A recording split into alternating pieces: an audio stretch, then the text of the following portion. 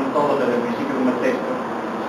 Yo elegí ponerlo adelante. El texto dice: otro ángel vino entonces y se paró ante el altar con un incensario de oro. Se le dio mucho incienso para añadirlo a las oraciones de todos los santos sobre el altar de oro que estaba delante del trono. Y de la mano del ángel subió a la presencia de Dios el humo del incienso con las oraciones de los santos. Y el ángel tomó el incensario y lo llenó del fuego del altar y lo arrojó a la tierra. Y hubo truenos y voces y relámpagos y un terremoto. Ese es el texto que vamos a estudiar.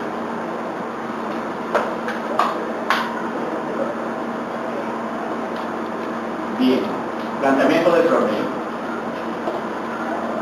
Aquí se presenta en los últimos 100, 200 años, ¿no?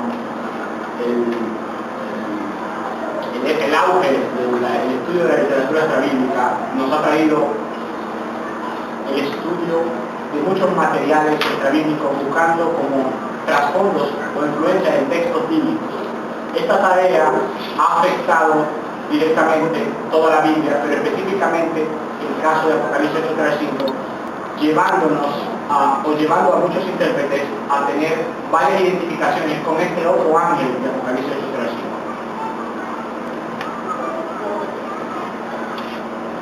El problema radica de la forma en cómo nosotros estudiamos la literatura extrabíblica y cómo pensamos que el Antiguo Testamento influye en el Nuevo Testamento, especialmente en Apocalipsis 8:5. De manera que el problema de esta tesis aborda dos preguntas básicas, que son: ¿cuál es el trasfondo de la identidad de este otro ángel? ¿Y cuál es el rol del ministerio de este otro ángel en la trama y estructura del libro de Apocalipsis? El propósito general está muy ligado a lo que es el planteamiento del problema: investigar la identidad del trasfondo, y la identidad del otro ángel y su rol y trama. Los propósitos específicos, esto lo vamos a ver ya dentro del estudio.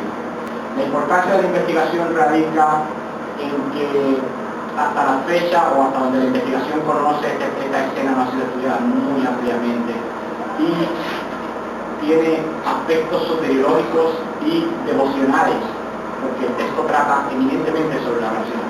De manera que entendemos que el pueblo de Dios en general puede ser beneficiado por el estudio y de la identidad y de la acción de este otro ángel. La delimitación del estudio está obviamente en Apocalipsis 8:5. En algunas ocasiones vamos a extraer el trasfondo del Antiguo Testamento, de la literatura no canónica y algunos manuscritos de Qumran y algunas tradiciones. La metodología, el método seguido por el investigador, implica un estudio histórico-gramático o histórico-bíblico bajo la presuposición de que continuamente Apocalipsis evoca alusiones al Antiguo Testamento. No, esta era la presuposición. La metodología es un estudio exegético-teológico de Apocalipsis 8:5 y de la literatura del Antiguo Testamento pertinente y de Qumran y de los libros epígrafos.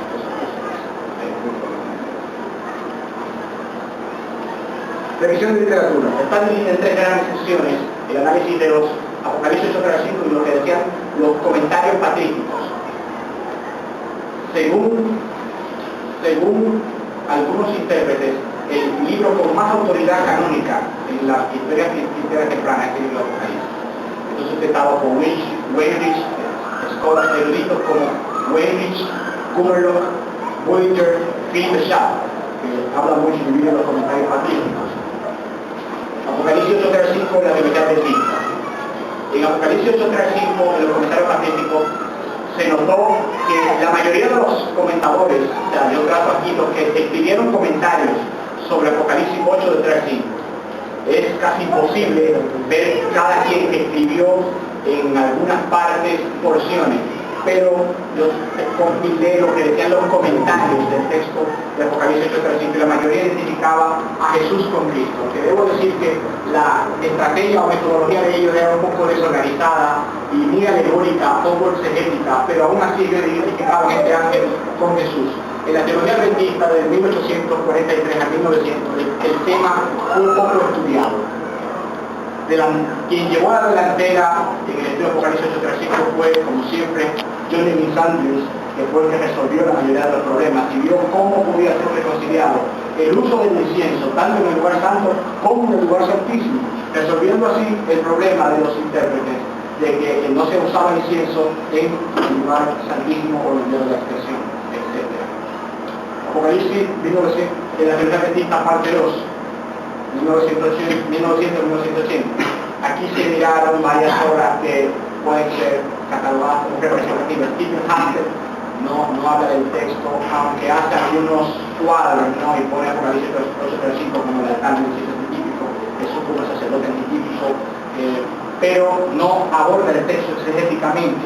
También se miró el trabajo de Niels Erik Andreasen. Él no trata el texto en cuestión. Eso es entendible porque su trabajo es sobre el santuario terrenal. Salih Happas, ¿no? Clásico de estudio en español, no aborda nunca el texto. Observe las mapas. Los avances éticos y estructurales en el estudio del libro de Apocalipsis. Aquí se vieron las recientes tendencias y nuevas metodologías para estudiar el Antiguo Testamento en el libro de Apocalipsis, llevando el liderazgo de esta rama del estudio, G.K. Beale, John Paulin, Peter de Villiers, Steve Morris y otros. Aquí se reconoce que la escena hasta la de la investigación pudo llegar el autor que más páginas ha escrito dentro y fuera del adventismo, es Franco Stefanovic. Stefanovic escribió 16 páginas. Luego de Stefanovic está Paulin, que en su tesis escribió 12 páginas. Para mí, o para la investigación, quien identificó más certeramente o mejor hasta donde llegó su investigación con la Jesús fue John Paulin. Luego G.K. Beale, entre los comentarios, escribió 4 páginas, el comentario que más páginas escribe del texto, 4 páginas.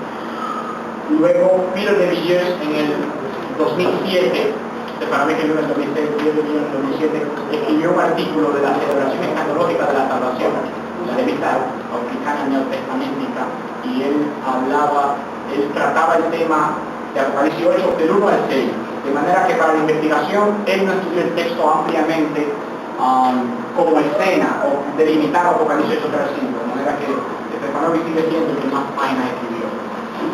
Posiciones teológicas.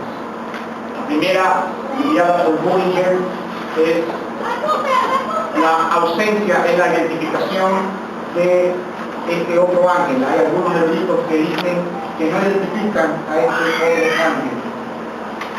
Luego se vio otros eruditos que identifican a este otro ángel como un ángel de paz, entre ellos Robert Henry Charles y William Barclay.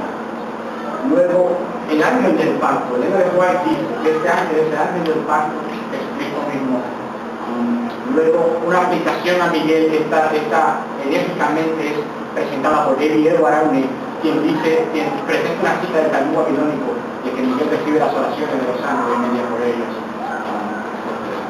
Otros dicen que es un ángel mediador no identificado y se refieren a este otro ángel simplemente así como un ángel mediador que está con una posición. Rechazo de la identificación cristológica. Bullinger dice que no hay ningún elemento del texto que nos permita aplicar a Cristo y el trabajo de este ángel. Luego, guiado por Elizabeth Schussler Fiorenza, dice que es un sacerdote celestial y no entra en más detalles. Luego, sorprendentemente, la que más seguidores tiene es la explicación que en el estudio se llama cristológica. Trasfondo Apocalipsis 8:5 en el Antiguo Testamento, capítulo 2. Se investigó la relación del sacerdocio y el santuario, la función del sacerdocio y del santuario en el Antiguo Testamento, en el cual se presenta cómo los sacerdocios y el santuario tenían el propósito de acercar a Dios al pueblo y al pueblo a Dios. específicamente por el sacerdocio. El sacerdocio tenía cargos o poderes. Básicamente la función del sacerdote es ser un mediador. El altar del incienso y la intercesión continua.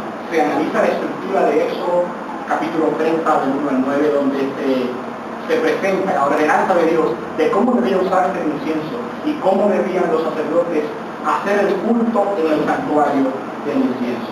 En el centro de esta estructura están los versos del 6 al 8. Aquí tengo en el centro de la estructura el trabajo diario en el templo, se representa el acceso directo a la presencia de Dios, versos 6 al 8, y la ubicación en el espacio del santuario en segundo propósito. Esto revela que la ubicación del altar del incienso está relacionada con el propósito especial del santuario. El altar del incienso fue ubicado en el lugar santo, junto al velo que separaba el lugar santísimo, aunque estaba en el lugar santo, se consideraba que pertenecía al lugar santísimo. Este era el lugar donde venía a encontrarse con Dios, cuya mirada estaba en el lugar santísimo. Luego se vio una relación muy exegética en el trabajo del día de la expiación y el trabajo del sumo sacerdote ofreciendo incienso en el santuario terrenal. La misma terminología y muchas alusiones a Éxodo 30 y Levítico 36 a 8 y Levítico especialmente 16 2, donde se recalcan las regulaciones de Éxodo 30. Prohibiciones del sacerdocio en el Antiguo Testamento. Aquí esta sección tiene el propósito de ilustrar cómo Dios prohibía que el incensario específicamente fuera usado por personas que no tenían la aprobación de Dios. Y están los ejemplos de Levítico 10, Nadab y Abiú, Levítico 16, Correa Datán, los dos relacionados con ofrecer fuego de una forma incorrecta, aunque tenían incensarios y eran sacerdotes. Nunca un ángel en el Antiguo Testamento es presentado ofreciendo incienso en un altar del incienso celestial ni en un altar del incienso terrenal. Era una función exclusiva para los sacerdotes. El uso del incienso en el Antiguo Testamento, la investigación llegó a la conclusión de que hay al menos tres formas en las que se usa el incienso en el Antiguo Testamento. La primera era la forma en la que el incienso era la especie que podía ser quemado con el grano de la ofrenda. La otra era el incienso de afuera, que se quemaba algunas veces dentro del atrio del templo o en las afueras del templo. La tercera forma era el incienso llamado el Ketoret Tamid, la ofrenda continua que se hacía dentro del santuario con fuego de brasas del altar. La investigación entiende que en Apocalipsis 8:35 es la tercera forma que se usa el incienso. Uso del incensario en el Antiguo Testamento. La investigación calificó de positivo y negativo el uso del incienso en el Antiguo Testamento. El incensario en el Antiguo Testamento. Positivo la investigación se refiere con positivo a cuando el incensario y el incienso son usados sin recibir un castigo por parte de Dios. Negativo cuando la persona, ya sea un sacerdote o alguien que no es un sacerdote, ofrece incienso y recibe un castigo o rechazo por parte de Dios. Se debe recalcar de que aún los sacerdotes debían hacerlo como yo lo decía, nadie más, nunca en la Biblia hebrea un ángel es presentado portando un altar, un incensario. La investigación demostró también, descubrió que hay tres mediadores al menos, no sacerdotales en el Antiguo Testamento: Moisés, Éxodo 32, Abraham, Génesis 18:22, y Daniel capítulo 9. En la investigación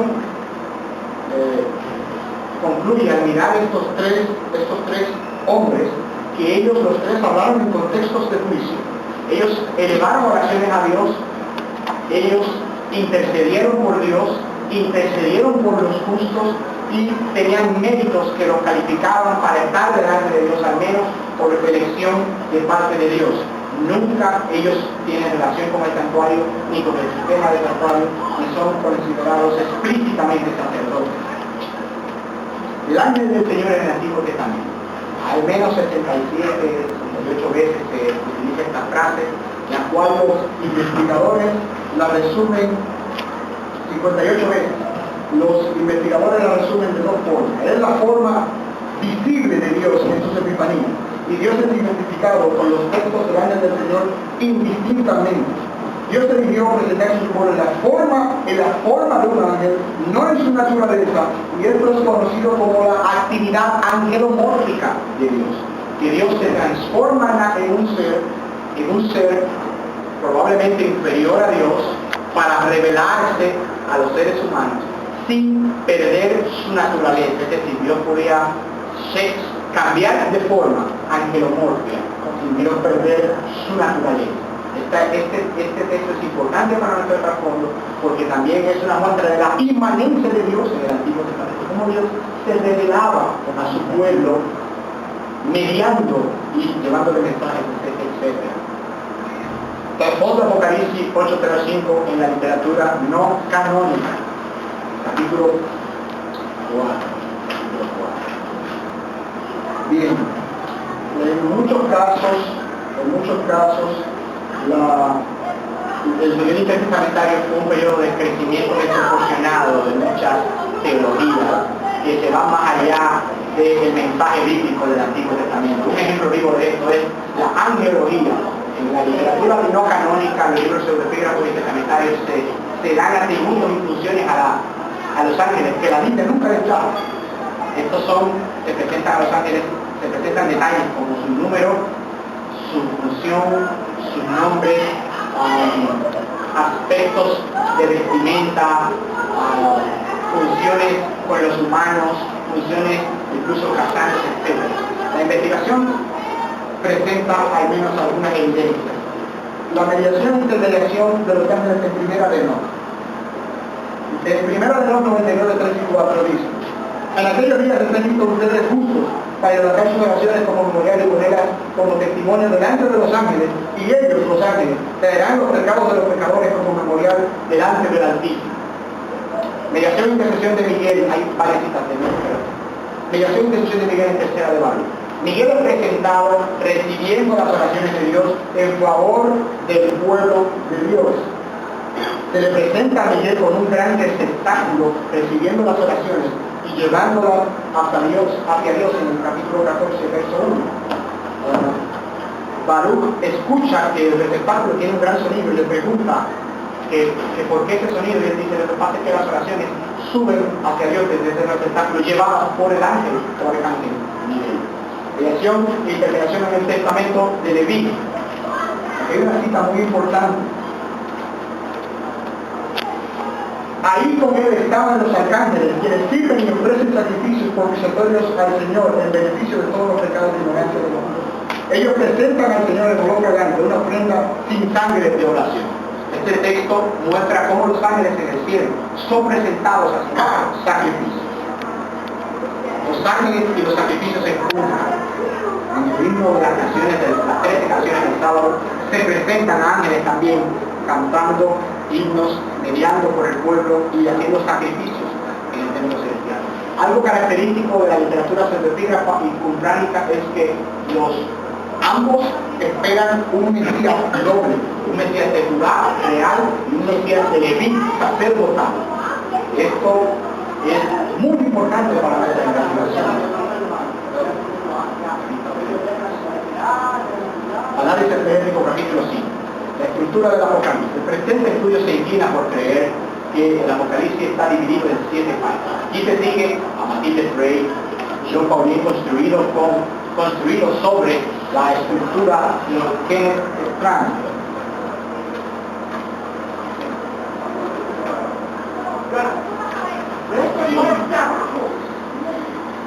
La estructura es esta.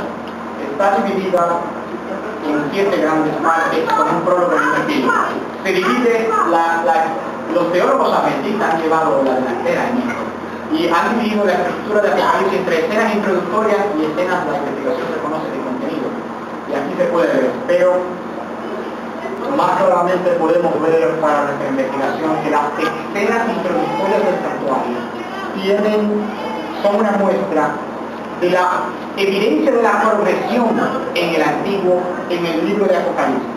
En la primera escena introductoria, claramente la tierra Apocalipsis 1, 1 y 2. Apocalipsis 4 y 5, la inauguración del santuario celestial. Esto es muy importante. Apocalipsis 4 y 5, la intercesión en el lugar santo. Apocalipsis 19, 11 y 19, juicio en el lugar santísimo, esta escena es en el cielo. La cesación, Apocalipsis 15, 8. Y ausencia, Apocalipsis 19, 1, 10. Y Apocalipsis 21, 22, 5, tierra. De las escenas, la mayoría son 5 en el cielo y solo 2, la primera y la última, la tierra. El centro de esta estructura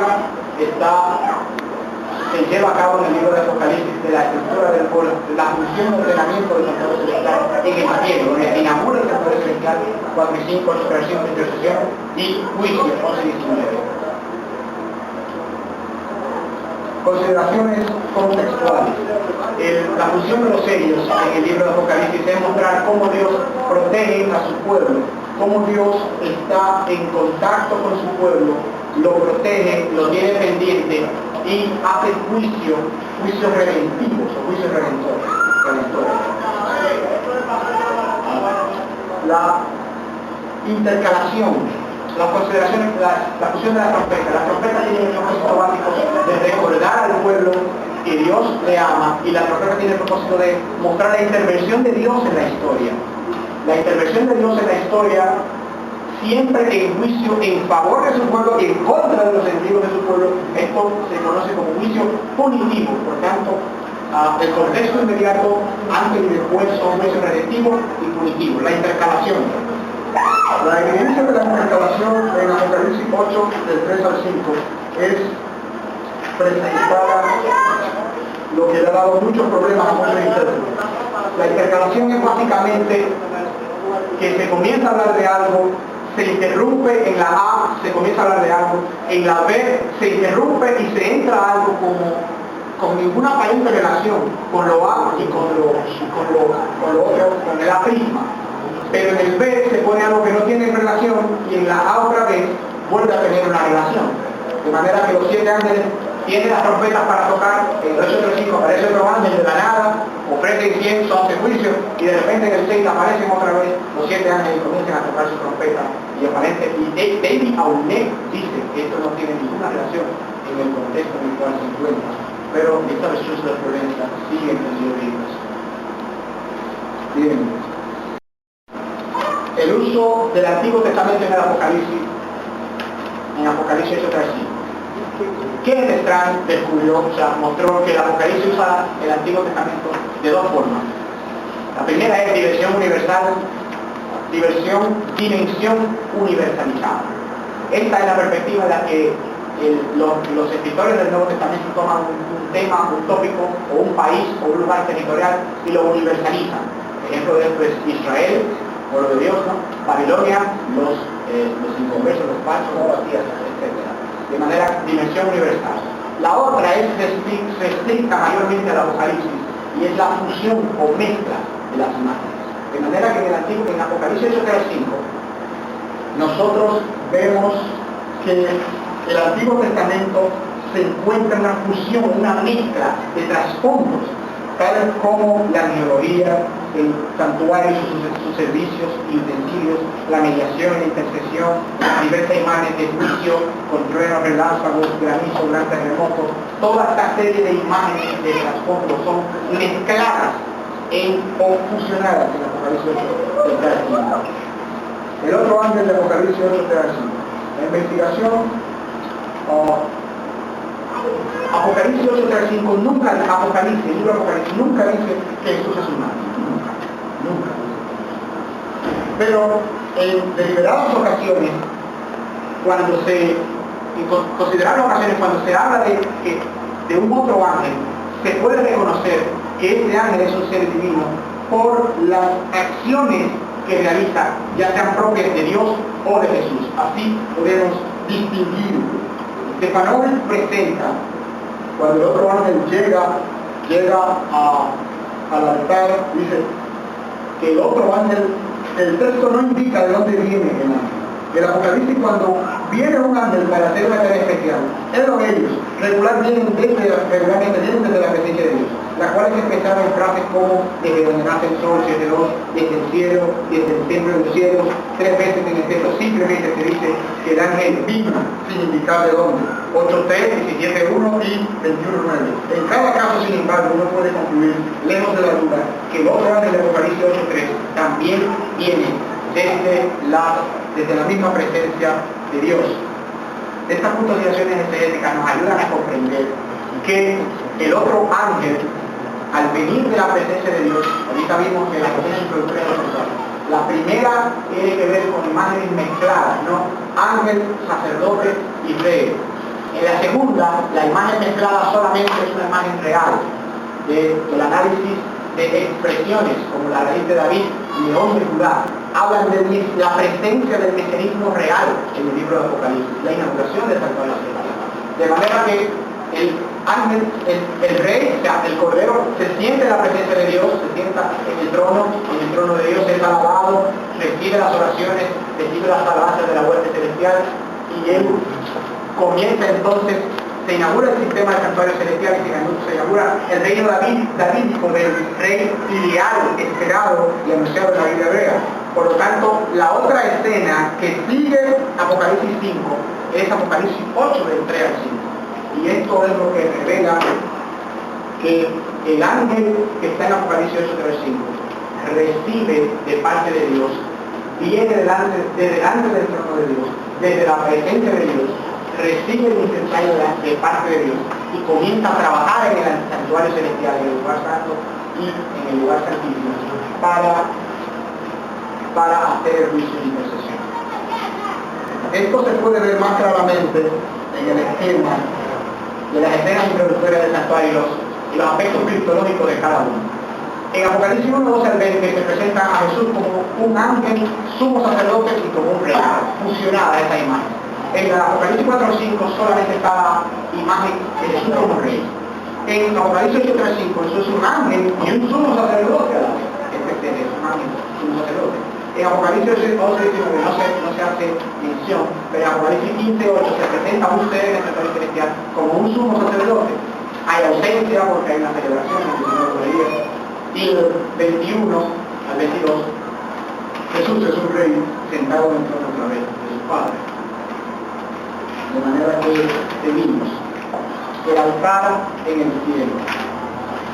El altar aparece en algunas 8 veces en el libro de Apocalipsis, siempre en contextos celestiales. En el Nuevo Testamento se nos informa que nace en la tierra, pero el altar del incienso celestial es al que el ángel se refiere en el mismo Nuevo Testamento y en el libro de Apocalipsis. Sobre la ubicación del altar en el templo celestial, algunos detalles del texto mismo y de otros pasajes nos iluminan. Hebreos 9 presenta el altar del incienso en el lugar santísimo. Bien, Shea y Harold Camacho han estudiado bien el asunto y ellos Camacho propone al menos 4 soluciones, de las cuales él mismo se inclina por el número 4, que el altar del incienso estaba en el lugar santo, pero su función pertenecía al lugar santo. Por eso el altar del incienso es visto por algunos eruditos como el altar del incienso es para el lugar santísimo lo que para el lugar santo es el altar del sacrificio. La oración en Apocalipsis 8 del 3 al 5. Se habla solamente 3 veces de la oración en el libro de Apocalipsis, y de esas 3 veces 2 son en Apocalipsis 8 del 5. De manera que el tema de la oración es un tema muy breve pero muy poderoso. Jesús recibe las oraciones, o el Cordero recibe las oraciones en Apocalipsis 5:8, las oraciones de los santos. Y qué coincidencia que en la segunda escena del santuario es el 5. En la tercera escena, 8:5, otro ángel recibe las oraciones y las media. De manera que hay una conexión entre las 2 escenas introductorias. El rey y el sumo sacerdote y el ángel trabajan juntos en la progresión del libro. El tamí, aunque hay alusiones breves a el día de la expiación en Apocalipsis 8:5, se concluye que hay más paralelos con el tamí, que con el día de la expiación en Cristo diario. El uso del incienso y del incensario se presenta en las regulaciones en el Antiguo Testamento y lo enérgico de que ningún ángel podía portar un incienso ni incensario ni ofrecerlo nunca. Pero en el Apocalipsis vemos un ángel ejecutando las acciones de Dios, viniendo desde donde viene Dios, recibiendo los beneficios de la mediación y ofreciéndolos al pueblo con acciones divinas. De manera que la escena del Apocalipsis 8:5 revela el patrón del culto en el lugar santo y no en el lugar santísimo, porque el lugar santísimo solo es servicio a partir del 11:19 y en el 8:5 no hay evidencia de que se trabaje en el lugar santísimo. El juicio en Apocalipsis 8 debe ser identificado. La palabra fuego aparece en varias ocasiones en el libro de Apocalipsis, pero en Apocalipsis 8:5 es la única ocasión en que este fuego es producido por un ser divino explícitamente. Hay otras ocasiones en las que el fuego se presenta, pero viniendo desde el cielo, etc. Pero en esta ocasión un ser divino viniendo desde la presencia de Dios, delante del trono de Dios y con el poder de mediar y juzgar. Se analizaron también, ya yéndonos a la teología del Nuevo Testamento, las expresiones Jesús como el único mediador en el Nuevo Testamento. Esta expresión aparece al menos 6 veces, solo mencionada por Pablo, y tiene siempre a Jesús como sujeto, la mayoría de ellas en la Epístola a los Hebreos. Jesús, la palabra sumo sacerdote, aparece más de 100 veces en el Nuevo Testamento, pero en la Epístola a los Hebreos solamente que Jesús se le dice que es un sumo sacerdote y se le aplican los beneficios del sacerdocio y el culto y la organización de todo. Resumen y conclusión. La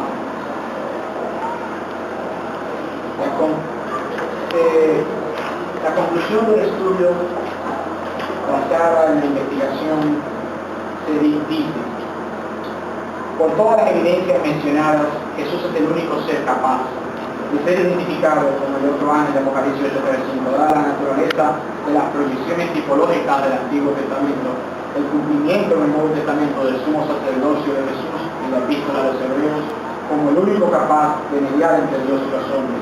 La encarnación representa la plataforma para que Cristo sea un sumo sacerdote capaz de simpatizar con todas nuestras debilidades pero sin pecado. No hay evidencia de que ningún ángel se haya encarnado. Jesús se encarnó como hombre y este es el fundamento del mensaje teológico de la mediación del sacerdocio de Cristo en el Nuevo Testamento.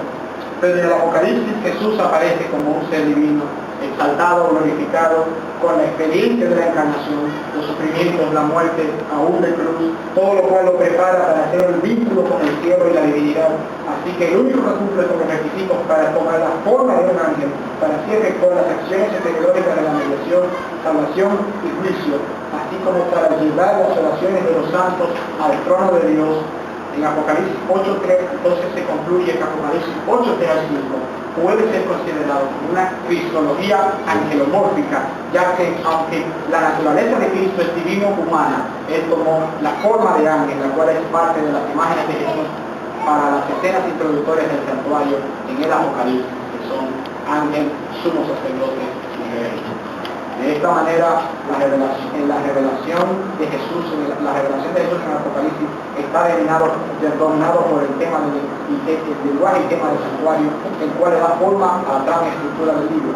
Con el propósito de mostrar la arquitectura teológica y el propósito de Jesús como eje principal que inaugura su gobierno real, intercede con el fin de salvar a los santos y ejecutar juicio sobre los moradores de la tierra. En esta forma, la escena de intercesión tiene una importancia fundamental en la trama y estructura del Apocalipsis, como se puede discernir en todo el libro, ya que la inauguración prepara el camino para la intercesión y esta a su vez prepara el camino para el juicio final, el cual contiene como último propósito resolver el problema de la barrera del pecado que impide que Dios more entre su pueblo. La praxis me llenó de satisfacción porque en la obra de Jesús tenemos la seguridad de que nuestras oraciones son escuchadas y dignificadas.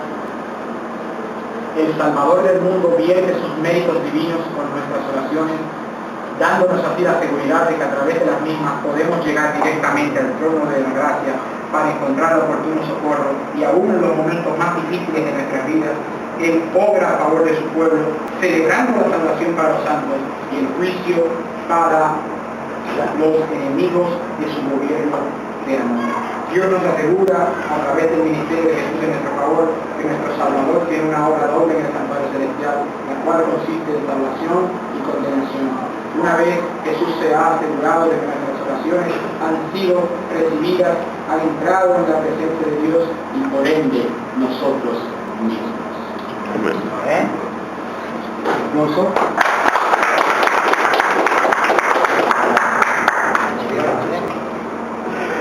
Muchísimas gracias. Tenemos ahora a continuación, puedes pasar. Tenemos a continuación ahora 3 rondas de preguntas. 3 rondas de preguntas sobre el tema. Si la pregunta no está, según el jurado, no está clara, él puede hacer una pregunta complementaria para su propia ronda. Si en la pregunta uno del jurado ve que no está satisfactoria bajo su punto de vista, puede hacer una pregunta adicional también bajo el mismo tópico sin afectar su propia ronda. Se espera que el jurado pueda hacer preguntas que tengan que ver con el tema que se ha ido a presentar, con el tópico específico y no con temas paralelos. Entonces, el investigador puede decir que esa pregunta no está enmarcada en el tema. Eso hay una libertad, pero se puede entrar en un diálogo. La forma en que se hará la pregunta de la siguiente manera. En primer lugar, el doctor Pichardo hará la pregunta como miembro vocal. Luego haré yo como presidente del jurado, y en tercer lugar el respectivo asesor, el magíster Ángel Guzmán. Eso se hace para que la pregunta final quede en manos también del asesor y así quede el sabor mucho más agradable. Doctor, usted puede comenzar entonces con su primera pregunta, doctor. Es que hay unos detalles formales que hacen en una presentación de tesis que no fueron tomados en cuenta por usted. Aquí hay una audiencia muy especial y a la hora de hacerse eso hay que hacerlo, porque es parte de la rigurosidad de lo académico. Así que si le toca a nivel de maestría después o doctorado, imagínense, tiene que cuidar eso. Mi pregunta es bien sencilla. Usted ha hecho su estudio confiando 100% en nuestras creencias sobre el santuario. Eso significa entonces que usted podría defender esto también a otro nivel de personas que no tienen el trasfondo de nuestras creencias sobre el rol de Cristo en el santuario. ¿Terminó? ¿Esa es su pregunta? Sí. Entiendo que se puede ser sustentado de varias formas. El tema del santuario, de hecho, en los últimos años, a muchos eruditos no adventistas han hecho trabajos formidables, muy parecidos a los de los adventistas. El tema del santuario, la estructura y trama del Apocalipsis específicamente, tiene un amplio campo de estudio en el cual se han hecho, de hecho yo tengo citada ahí, usted ve muchas tesis doctorales de Apocalipsis y el santuario, la imaginería del santuario en el Apocalipsis. El Apocalipsis es la luz del templo, de manera que hay una sólida base exegética y teológica al hablar del sistema del santuario en el libro de Apocalipsis y nuestras creencias que confirman la centralidad del ministerio de Cristo en el santuario celestial y la realidad de la teología del Nuevo Testamento, de manera que no hay ningún temor, esto puede ser suscitado a cualquier nivel, en cualquier tipo de presuposiciones o de escuelas teológicas. Ahí se presenta un diagrama de actividades cristológicas y en el punto número 3 en paréntesis, que es el tema de estudio, Apocalipsis 8, 3 al 5, aquí se menciona intercesión / lugar santo, ángel, y le da importancia al sumo sacerdote. En la página 120 se menciona el tamid en Apocalipsis 8, 3 al 5. Y entonces allí se sostiene que el ministerio de esta escena es el lugar santo, ya que el arca del pacto está en perspectiva solo a partir de él. Explique por favor cómo se conectan estos dos enfoques. No está claro para mí Muy su propósito. En la página 108, ahí se menciona punto número 1, paréntesis, ángel, sumo sacerdote, rey. En el punto número 2, Apocalipsis 4 al 5, inauguración, rey. El tema es el que nos interesa porque lo otro es solo contexto. Apocalipsis 8, 3 al 5. Usted colocó intercesión / lugar santo. El encargado, ángel, porque es el otro, pero sumo sacerdote. En la página 121 dice: el ministerio de esta escena es el lugar santo, ya que el arca del pacto está en perspectiva solo a partir del 11:19. Además, debemos recordar que el ministerio en el altar del incienso pertenecía a ambos departamentos en el santuario terrenal. ¿Usted puede explicar un poquito cómo se relacionan estas dos ideas? Sí, hasta John de Andrews teníamos ese problema. No podíamos relacionar cómo era posible que se ofreciera incienso en el lugar santo, Éxodo 30, específicamente versos 6 al 8, y cómo se ofreciera incienso en el día de la expiación, Levítico 12, 16, 12, en el lugar santísimo. De manera que hasta Andrews todos estábamos perdidos de cómo el ministerio del altar del incienso se trabajaba en ambos departamentos. No, perdón. Tal vez para que pueda pulir más la respuesta. Aquí se menciona sumo sacerdote. Sí. Y aquí se menciona el lugar santo. No sé lo que usted me quiere preguntar. Usted está explicando bien esa fe. Yo quiero saber qué función, por qué menciono sumo sacerdote en una página y luego al otro le doy la connotación solo del lugar santo. Porque el sumo sacerdote trabajaba en los dos departamentos y el sacerdote solo trabajaba en uno. Entonces, en Apocalipsis 8:3, ¿es sumo sacerdote o es sacerdote? Lo que pasa es que si usted ve la revisión de literatura, los comentarios patrísticos... No, ya no me interesa lo que dicen ellos, sino lo que usted sostiene ahora. Lo que yo sostengo es que Apocalipsis 8, 3 y 4 son la escena del lugar santo. Porque en el lugar santo hay intercesión y hay celebración, ¿no? Y en Apocalipsis 8:5 está la evidencia del juicio, hay alusiones al juicio. El juicio solo es en el día de la expiación. En el continuo no había juicio. Había intercesión, había mediación, pero no había juicio. El juicio se hacía en el lugar santísimo. De manera que el altar en Apocalipsis, el texto es el que gobierna la interpretación. Si el texto me presenta que en Apocalipsis 5 se inaugura el santuario y que comienza a trabajarse en el lugar santo, las imágenes que se presentan del incensario y el uso del incienso, cómo él viene delante de Dios, cómo él viene delante de Dios por las oraciones de los santos, lleva las oraciones de los santos, mediación, arroja el incensario en el 5, viene de la tierra y eso se manifiesta en juicio, terremotos, granizadas, relámpagos, truenos.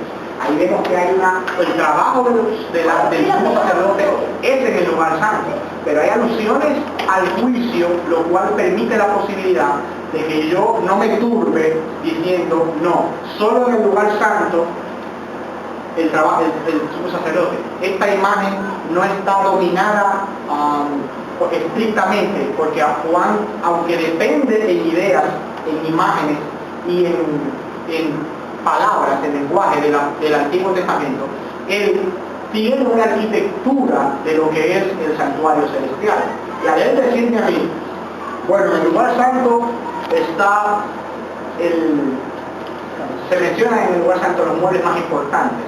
La mesa de los panes no está, se menciona el altar del incienso, y se menciona el trabajo del otro ángel, y se menciona el trono de Dios. El trono de Dios es movido. Entonces, yo le hago la pregunta, entonces aquí en la página 108 yo podría poner entonces ángel y ya no poner sumo sacerdote, sino solo sacerdote. ¿Por qué sumo sacerdote?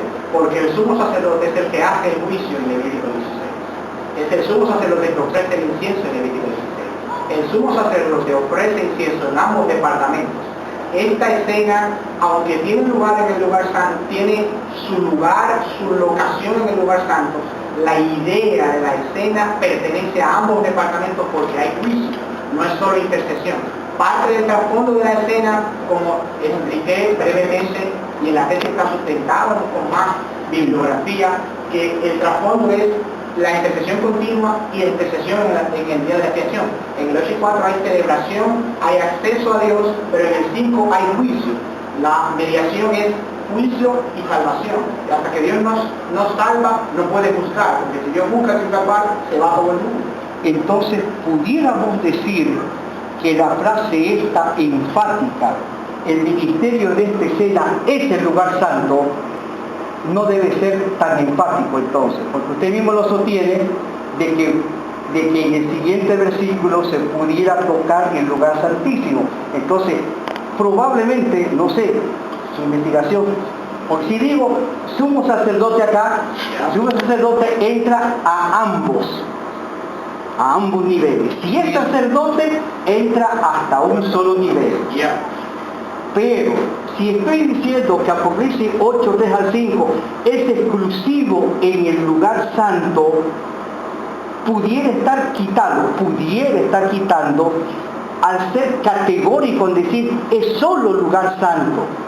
Yo digo solo el lugar santo. Aquí dice en la página. El texto, eso es lo que dice. El texto me presenta el altar del pacto solo en el 11 y 19. El texto no me la presenta.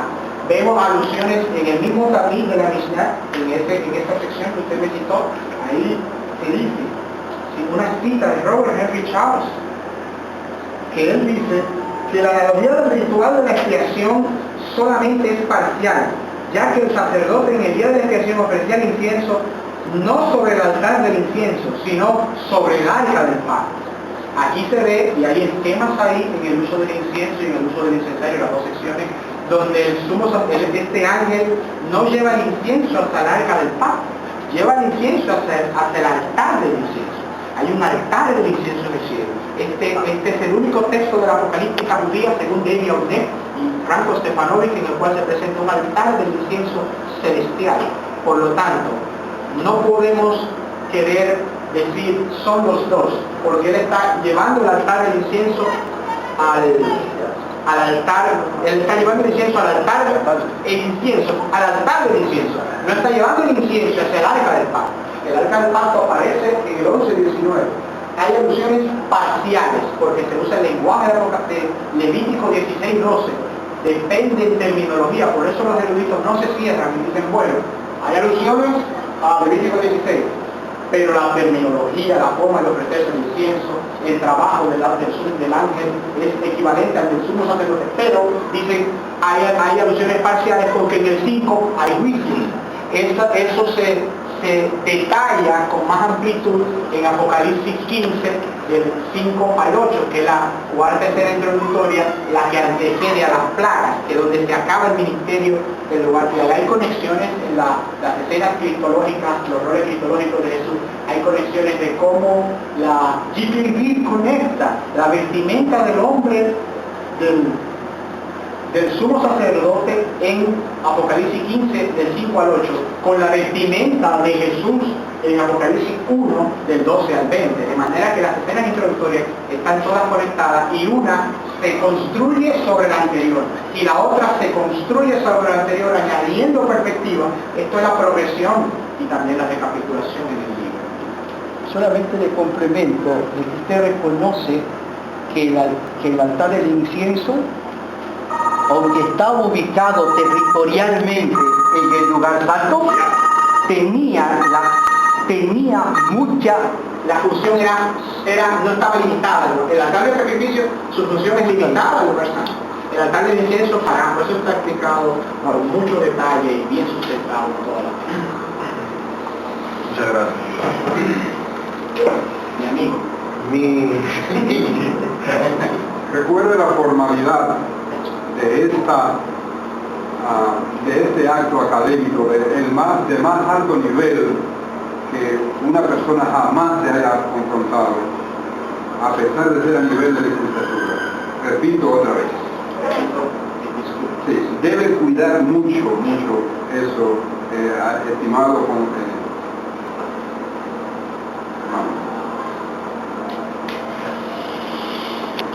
Mi pregunta va con relación a la imagen de un ángel en Apocalipsis, para relacionar la imagen del ángel a Jesús. Si mal no recuerdo, haciendo un repaso por todo el Nuevo Testamento, esta sería en el Nuevo Testamento, la única y más contundente idea de Jesús con la forma de un ángel. Es la única, si mal no recuerdo, todo está equivocado. Yo quisiera saber de dónde le surge a Juan, sabemos que es una visión, que es una revelación, pero ¿de dónde viene la imagen del ángel? ¿Es relacionado a la encarnación de Jesús esto? ¿O tendrá alguna conexión con el trasfondo judío del ángel intercesor y todas las cosas que usted explicó? Acláreme eso. Bien, secundando lo que usted dice, en el Nuevo Testamento siempre se presenta a Jesús como superior a los ángeles. Se presenta a Jesús como superior a los ángeles, en la epístola a los hebreos. Entonces, cuando llegamos al Apocalipsis, vemos que los roles cristológicos de Jesús vienen en muchas ocasiones en formas de ángeles. En muchas ocasiones. No siempre, pero en muchas ocasiones, porque hay imágenes para él como para el Cordero, eso también es juez, eso también es sacerdote, de manera que hay una multiplicidad de títulos para Jesús. Entonces, sí, pero por ejemplo, la idea del Cordero viene del trasfondo iconológico del santuario. El becerro, el cordero, todas esas imágenes, como dice 4, como dice 5. Nunca había visto la imagen. ¿De dónde está el trasfondo de eso? Bueno, para usted. En la literatura apocalíptica, lo primero que debemos decir es que el mismo Apocalipsis es un libro apocalíptico. La apocalíptica es un género en el cual se presentan intervenciones divinas de Dios o de un ser divino sobrenatural, super exaltado, a través de un ser un poco más inferior a un ser más inferior, o sea, un mediador, un ángel que lleva. Y el mismo Apocalipsis dice que es la revelación de Jesucristo, la cual envió a sus siervos, de las cosas que Dios hizo pronto, la cual envió a Juan a través de un ángel. O sea, el mismo Apocalipsis es una revelación a través de un ángel. La revelación de Jesús es una revelación a través de un ángel, de manera que la literatura apocalíptica nos ayuda a entender un poquito esto del rol de los ángeles mediando, porque él está teniendo una visión. entonces de repente él expande la función de los ángeles y vemos que le aplica cualidades de Dios o de Jesús a algunos ángeles. Entonces, en estos casos, lo que los eruditos han hecho es decir, bueno, en esos casos donde las acciones que ejecuta el ángel son de Dios o de Jesús, inequívocamente este ángel es un ser divino, por las acciones que ejecuta. Entonces el trasfondo es de la literatura apocalíptica, no de la literatura. O también. No, porque en el Antiguo Testamento tenemos literatura apocalíptica. En Daniel las visiones son explicadas por un ángel. Los videntes tenían acompañantes, de manera que Juan mismo en sus propias visiones tiene ángeles que lo llevan. Pero en ninguno de esos casos ese ángel es Jesús. Y aquí sigue Jesús. Por las acciones que este ángel realiza. Que pueden ser cualidades convividas. La primera pregunta fue bastante larga. Ahora va a ser preguntas específicas, cortas. Y voy a ir a dos preguntas, la de primera, la otra cuando me toque el turno, preguntas sobre el procedimiento exegético. En la página 102, en la familia de palabras a los otros aparece en Apocalipsis en unas 18 ocasiones, etc. Por el siguiente párrafo, por otro lado, la palabra ángel está presente en 7 ocasiones en Apocalipsis. Tiene que ver con un ser celestial enviado por Dios, en un número de ocasiones podría ser Cristo mismo. Aunque el Apocalipsis nunca dice explícitamente que Jesús es un ángel. Sin embargo, el análisis cuidadoso podría revelar que en considerables ocasiones donde el autor usa la palabra a los ángeles, otro ángel, puede ser reconocido como un ser divino, ejecutando acciones propias de Dios o de Jesús. La primera pregunta, voy a hacer las dos preguntas. Si usted sostiene que el otro ángel, cuando se menciona en Apocalipsis a los ángeles, que se mencionan 1, 2, 3, 4, 6 veces se menciona la palabra a los ángeles, junta, la frase, las dos palabras. Si yo sostengo que a los ángeles es un ser divino siempre, cuando se menciona esto, es un ser divino, voy a estar un poco complicado. ¿Por qué? Porque en Apocalipsis 14:8 dice, y le seguía otro ángel. Apocalipsis 14:5, en griego, se vuelve a mencionar otro ángel. No se menciona en griego ni segundo ni tercero. No, a los ángeles. Dos. No es uno, son dos, porque al segundo se le llama otro y al tercero se le llama otro. Si usted sostiene exegéticamente ahora de que puede ser reconocido como un ser divino, como se menciona esto, ¿lo sigue sosteniendo a pesar de estas evidencias o cuál es su explicación?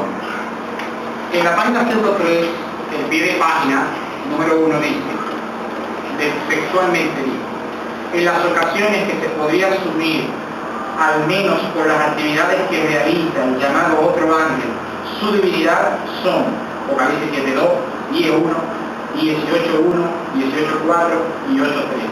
Interesantemente, en el Evangelio de Juan se usa la expresión Adón Paracletón para designar al Espíritu Santo.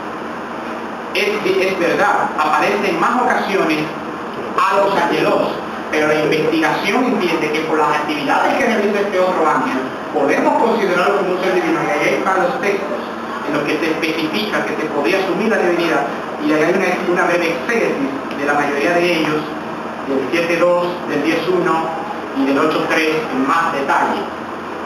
Entonces, exegéticamente, no se puede o se puede sostener que a los ángeles es un ser divino. Por las actividades que el ángel trae. Si el ángel viene y vino un ángel del cielo llevando el evangelio eterno, Eso lo puede hacer cualquiera. Eso, llevar eso Dios le da el poder a investigar un ángel de llevar el evangelio. Pero cuando vemos que en Apocalipsis 8:3 este ángel está delante del trono, está en la presencia de Dios, le lleva las oraciones de los santos a Dios, toma el incensario del altar del incienso, le echa fuego, los días de la tierra y hay juicio, eso no lo puede hacer cualquiera. El juicio Dios no se lo da a cualquiera. Entonces, solo el Hijo puede juzgar. Entonces, exegéticamente a los ángeles no necesariamente es aplicado a un ser divino. A estos textos, sí. 7:2. Lo que pasa que en el aspecto exegético, yo no puedo condicionar. A los ángelos será la misma palabra en griego en el Apocalipsis. Y yo no puedo utilizar el griego, esta persona de griego, para decir el griego es esto o el griego es aquello. Entonces, exegéticamente no me demuestra que a los ángeles es un ser divino. No sé si estamos de acuerdo. No demuestra. Lo que usted dice, que el contexto de la acción es lo que determina que lo que... la acción misma. Pero no a los ángeles, sino la función. Exacto, aquí está la tesis. No, es que no está así en la tesis. Porque aquí dice, por otro lado, la palabra ángelos está presente en 67 ocasiones en el Apocalipsis. Tiene que ver con un ser celestial enviado por Dios. O en un número de ocasiones podría ser Cristo mismo. Aunque el Apocalipsis nunca dice explícitamente que Jesús es un ángel. Sin embargo, el análisis cuidadoso, estoy leyendo... Es que después de esa frase hay un pie de página en el que se pone lo que yo le leí a usted. Déjeme seguir leyendo. Sin embargo, el análisis cuidadoso podría revelar que, considerable ocasión, el autor usa la expresión a los ángeles cuando usa la expresión A los ángeles. puede ser reconocido como un ser divino. Esto es lo que yo estoy leyendo acá. El pie de página es lo que certifica que alguien lo dijo, pero en exégesis no importa quién lo dice, sino el aparato crítico o los que tienen que ver con los léxicos. En exégesis, aquí está el profesor de griego, no determina el autor de cualquier comentario, salvo que sea un léxico. No sé si compartimos el principio de hermenéutica. Yo veo una palabra en griego y esa palabra la debo aplicar a todas las acepciones, siempre que el original me lo permita. Si hay 3 acepciones para ángelos, yo puedo jugar con esas 3. Eso dice cualquier principio de exégesis, solo con esas 3. No puedo añadir un cuarto. Si añado un cuarto, eso debo aplicarlo a todos los principios de esto. Por eso es que quería que nos pongamos de acuerdo en el aspecto que a los ángelos, así como está en griego, no determina un ser divino. Sino las acciones. Eso es lo que dice aquí. Ejecutando acciones propias de Dios de Cristo, y se especifica, usted tiene razón.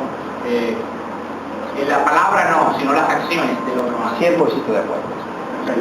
Yendo a la página 137, el segundo párrafo, dice: luego de ver la evidencia con cuidado de esta sección, se concluye que nunca ningún tipo de ángel es mostrado teniendo parte en los servicios del santuario, y mucho menos ofreciendo incienso, aunque se reafirma que la actividad del ángel del Señor tiene matices mediadores, no tiene relación con el culto del santuario. Declaraciones que ya cité: ¿es Cristo el otro ángel o no? ¿O los dos son la misma cosa? no está claro para mí. Vuelve a preguntar. O sea, si lo que hace el ángel no lo hace Cristo, y si lo que hace Cristo no lo hace el ángel, ¿quién es entonces? ¿Quién es quién? Juan cuando construye su libro, siendo guiado por el Espíritu Santo, él toma imágenes y las mezcla. De manera que cuando él toma estas imágenes del sacerdocio, del ángel del Señor, porque no es como usted leyó, no hay evidencia de ningún ángel trabajando en un santuario. No hay nunca ni en ningún texto de la Apocalíptica judía un altar del incienso celestial. El Talmud no es un texto, sino la interpretación, de manera que no puede ser considerada una literatura, sino como un comentario de la literatura bíblica. Entonces, Jesús, los eruditos de todas las denominaciones han reconocido la evidencia angelomórfica de Dios en el Antiguo Testamento como el ángel del Señor. Entonces esta imagen, aunque no tiene relación con el santuario, es tomada del Apocalipsis. Y cuando yo veo en el Apocalipsis a un ángel haciendo acciones de Dios, el hebreo dice, bueno, para mí esto no es raro, porque yo veía que un ángel vino y que Abraham lo adoró. Un ángel vino y combatió por el pueblo de Dios. Un ángel guiaba al pueblo de Dios, salvando a su pueblo y destruyendo a los enemigos. O sea, cuando el judío viene y ve Apocalipsis lo que está pasando, para el judío no es raro identificar a Jesús el Mesías con este otro ángel, porque él está viendo las actividades mediadoras inmanentes y la angelomorfia, indicando que Jesús es superior, porque la mediación tiene que ver con dos cosas. Cuando la mediación ocurre, hay un abismo entre Dios y yo. El sacerdote es el mediador entre yo y Dios. Y el Ellen White dice que Dios, o sea, Jesús, con su mano humana nos agarra a nosotros, y con su mano divina agarra a Dios. Entonces, la figura del ángel, los seres humanos identificamos los ángeles como superiores a nosotros, pero son inferiores a Dios. Pero el Apocalipsis pone a algunos ángeles tanto al nivel de Dios como al nivel de nosotros. Y por esto es que Jesús toma esta forma de ángel para simpatizar con nosotros sin rebajarse a la humanidad totalmente. Porque Jesús fue humano aquí en la tierra y sigue siendo humano en el cielo. Pero para hacer este trabajo de mediación, Él tiene que presentarse como un ser superior a los humanos, en el sentido de que no ha pecado. Jesús glorificado. Jesús glorificado. Entonces esta divinización del ángel tiene que ver con el parecido de Dios con el ángel y Jesús. Pero esta divinización también no aleja tanto al ángel del hombre, sino que el hombre se simpatiza con el ángel. De manera que mi última pregunta tiene que ver con exégesis también. Perdón. Si usted quiere adelantar, no toca a mí.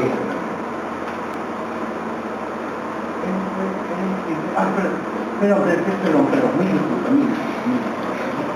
Yo iba a hacer la pregunta de la necesidad de hacerse un ángel, de la figura del ángel, si esa escena era el cielo. Parece que ahí lo último que usted dijo contesta parte de lo que materialmente confirma otra vez. O sea, ¿cuál es la necesidad de presentar a Jesús como un ángel en un concepto cristiano para el cual Juan escribió, siendo que él podía presentarse de otra forma? Y esto es una escena celestial. Pero desde el mismo Apocalipsis 1, Juan nos acostumbra a presentar a Jesús con la forma de un ángel. Apocalipsis 1, del 12 al 20, Jesús es presentado, glorificado, vestido de lino, con una ropa de sumo sacerdote, con 7 estrellas en su mano. Jesús es presentado como un ángel, como un sumo sacerdote, y es presentado también como un juez, ¿no? Entonces, desde el Apocalipsis, desde el mismo inicio, en las escenas introductorias, nos va acostumbrando a que Jesús puede ser identificado por las acciones, la vestimenta y lo que Él hace. Entiendo yo que eso complementa lo dicho anteriormente. En la página 114,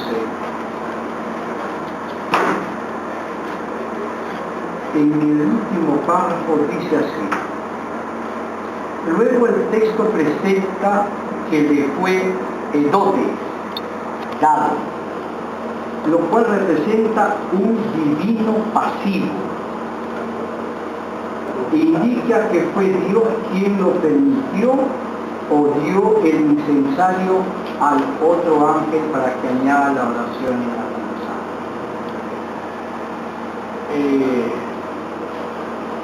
un divino pasivo.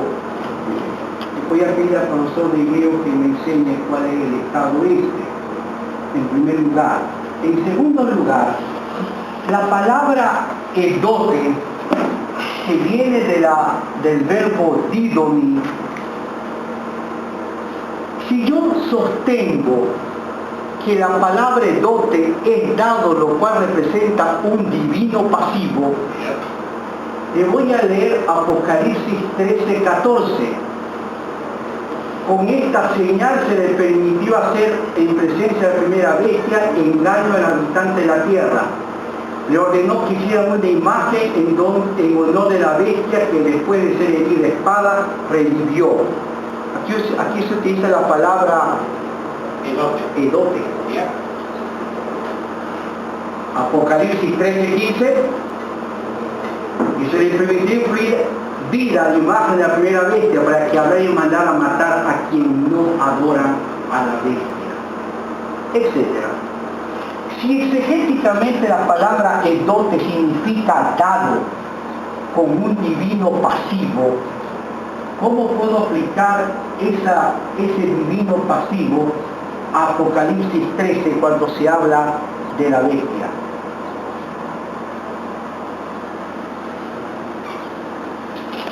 En el Apocalipsis, solo Dios es presentado en el trono.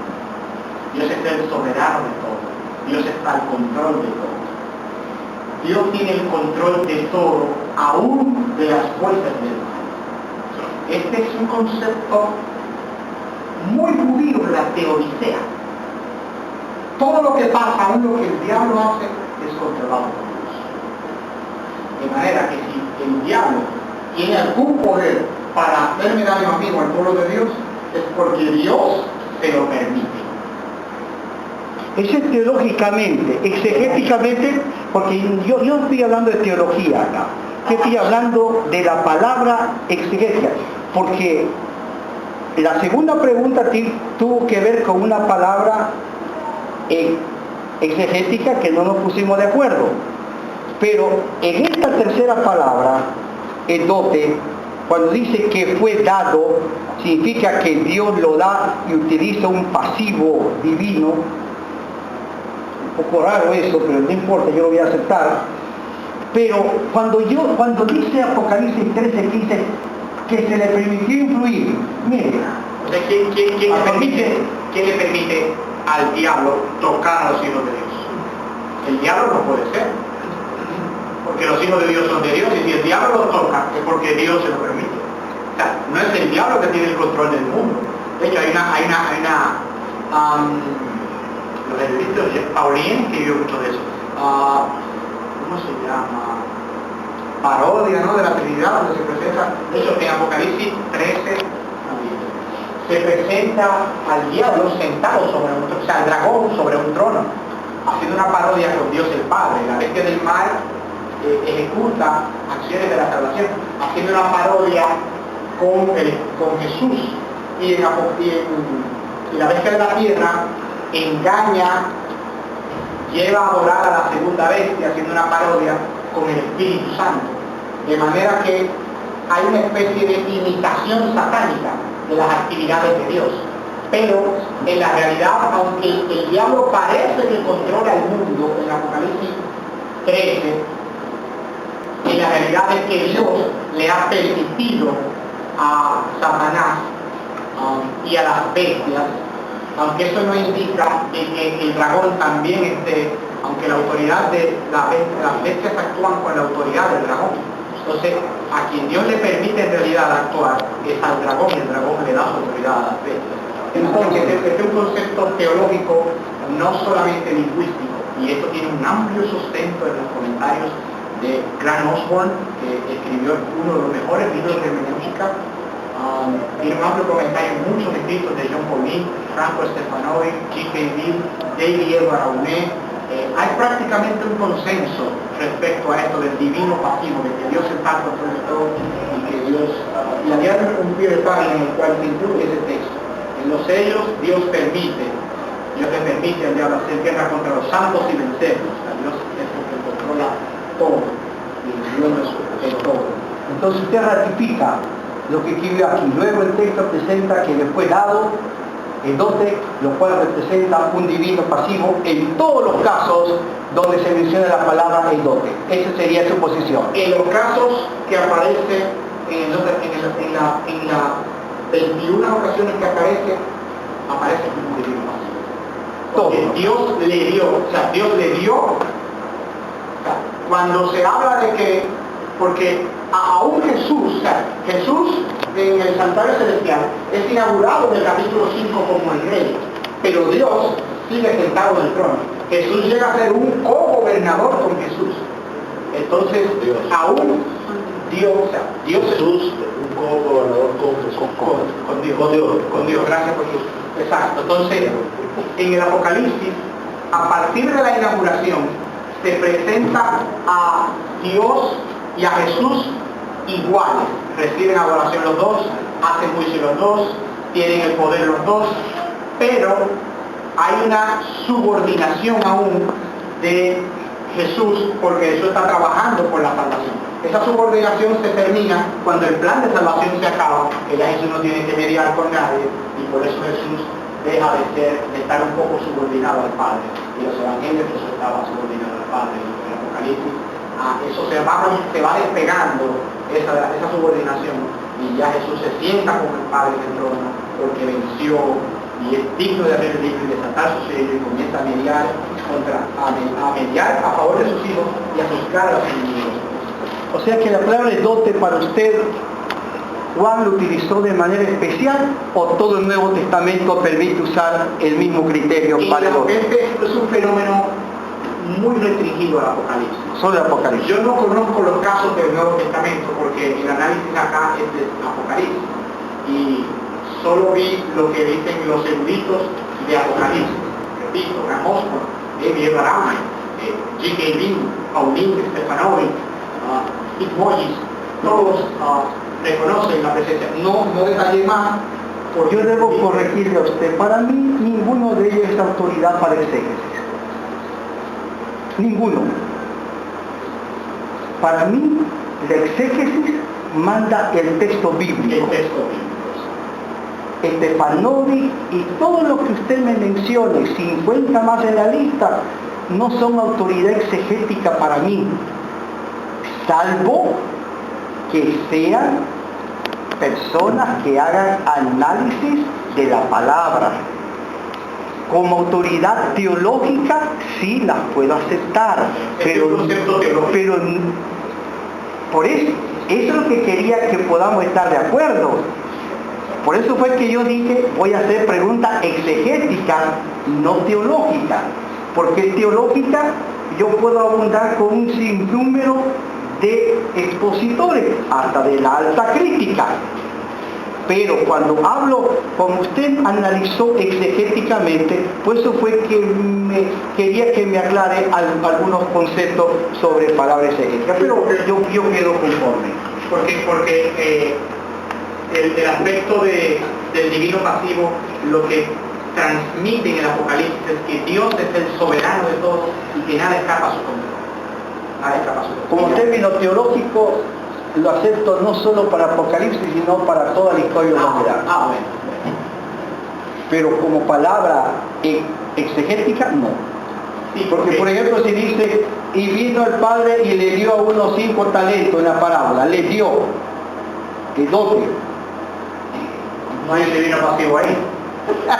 Ahí se lo quería decir. Pero cuando se habla de que hay un aspecto ya más teológico, soteriológico, se ve la mano de Dios detrás de todo, moviendo todo. La reina de la investigación bíblica es la exégesis, no la teología. No sé si comparte conmigo en ese. La reina de la investigación bíblica es la exégesis. Este es un trabajo exegético. Por eso fue que hice dos preguntas. Exegético teológico. Por eso fue que hice dos preguntas de carácter exegético. Está muy bien.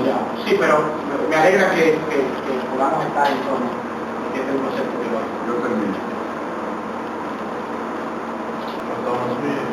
Ya usted terminó. Bueno, mi pregunta ahora va un poquito más blanca, más clara. ¿Y qué le sirve esto a la iglesia?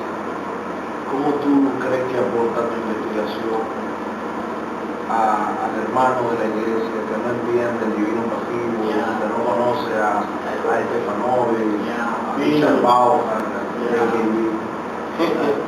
¿cómo afecta eso a ellos? ¿Y qué le sirve? Quisiera que me permitiera brevemente decirle cómo yo llego cómo el investigador llega al estudio del concepto. No sé el caso de mis amigos, colegas, estudiantes, y muchos de ellos ya son pastores. Yo siempre he escuchado a Alejandro Bullón, no dice que le da brega a orar. Me da mucha brega a orar. Me da mucha brega a orar. Hay que hacer un esfuerzo sobrehumano. Dios tiene que ayudarme, al menos a mí, yo no en mi caso, para que yo ore a Dios. Entonces, yo he estado siempre muy motivado con eso de la oración. Mi deseo es, para el trabajo pastoral, ser un hombre de oración, más que cualquier otra cosa, ser un hombre que dependa de Dios y a quien Dios pueda usar. Y esos hombres que dependen de Dios son hombres que oran, no son hombres que saben mucho, son hombres que oran. El hombre que está cerca de Dios son hombres que oran. Entonces, yo siempre he tenido el desafío de orar. A mí me da mucha dificultad orar. Y inesperadamente, otra vez el profesor me daba una clase de trabajo de grado y me pidió hacer un trabajo sobre un anteproyecto, ¿no? El doctor Ríos. Y ahí yo comencé y dije, bueno, en Apocalipsis, como me gusta mucho el Apocalipsis, bueno, José da la clase que dijo eso. Y bueno, yo me gusta la oración y Apocalipsis se funciona la oración, déjame hacer un anteproyecto de Apocalipsis 8 del 2 al 6, cuando eso era del 2 al 6. El trabajo se fue refinando hasta que de eso salió este trabajo académico, de manera que mi propia llegada al tema es una llegada devocional, no académica. Interesantemente descubro que hay un vacío enorme en el tratamiento del texto, dentro y fuera de la iglesia. Un accidente, las mayores cosas se descubren en accidentes. Pero, ¿cómo le beneficia esto al pueblo? Sabiendo que Dios siempre le añade incienso a nuestras oraciones, ¿sabe? Jesús le añade sus méritos, o sea, mi oración, porque si yo como humano, ¿no, profe? Si yo como humano me da brega orar, eso significa que mi oración también es débil. Entonces, como Dios me ama tanto, aparte de Dios motivarme a orar, Dios arregla esa oración según Romanos 8:29. Y Jesús, no solamente el trabajo del Espíritu Santo, porque tenemos entendido de que el trabajo del Espíritu Santo era llevar nuestras oraciones a Dios, ¿no? En la literatura extrabíblica se presentan ángeles llevando, en el Nuevo Testamento se está ausente. Solo Dios lleva nuestra oración a Dios, es un trabajo. Y cuando el Espíritu Santo la lleva allá, todavía no está listo el proceso. Jesús le añade sus méritos y cuando esa oración llega allá, no llega la oración de Ignacio, el pecador, el que le da brega a orar. El Padre lo que ve es que Jesús le lleva esa oración llena de incienso con los méritos de aquel que venció, aquel que es el león de Judá, aquel que es la raíz de David, y a través de esta oración Dios perdona mis pecados, me asegura la protección sobre mis enemigos y me asegura la salvación, de manera que esto tiene que, ojalá, poder encontrar la forma de llevar dentro a nuestras iglesias, que tanto le hace falta orar, tanto nos hace falta acercarnos a Dios, tanto nos hace falta saber todo lo que Dios está haciendo por nosotros, cómo Dios nos defiende, cómo Dios es nuestro pastor, cómo Dios media por nosotros y cómo la obra de la salvación tiene que ver con lo que está haciendo Cristo allá arriba por nosotros, ayudándonos a acercarnos a Dios, y ya que nos acercamos a Dios, llevándonos hasta la misma presencia de Dios, Él mismo por sus medios. Entonces, en este sentido, esto es muy importante para todos nosotros, por lo menos para mí y para todos aquellos hermanos que sientan debilidades y que deben orar. Nos ayuda a confiar en que Dios recibe nuestras oraciones de la mano de Jesús. Amén. De Jesús que recibe. Por favor, unos minutos, pedimos.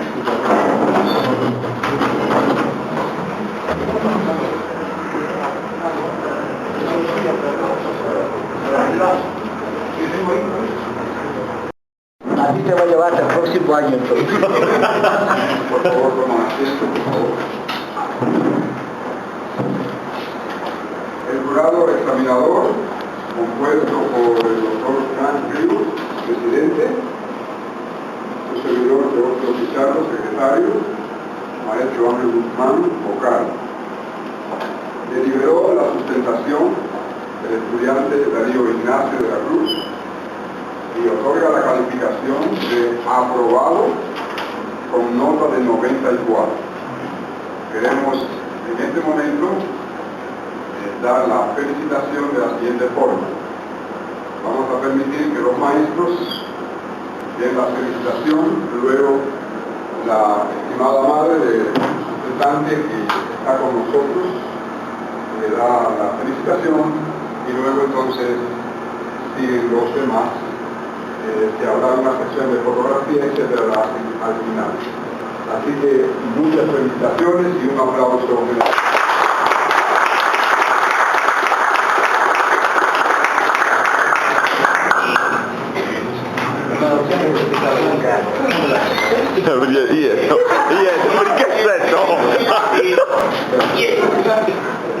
¿Qué está haciendo comprender?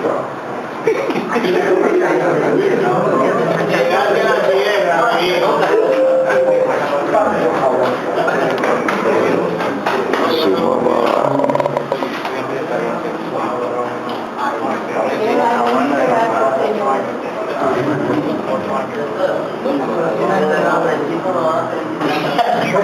Señor.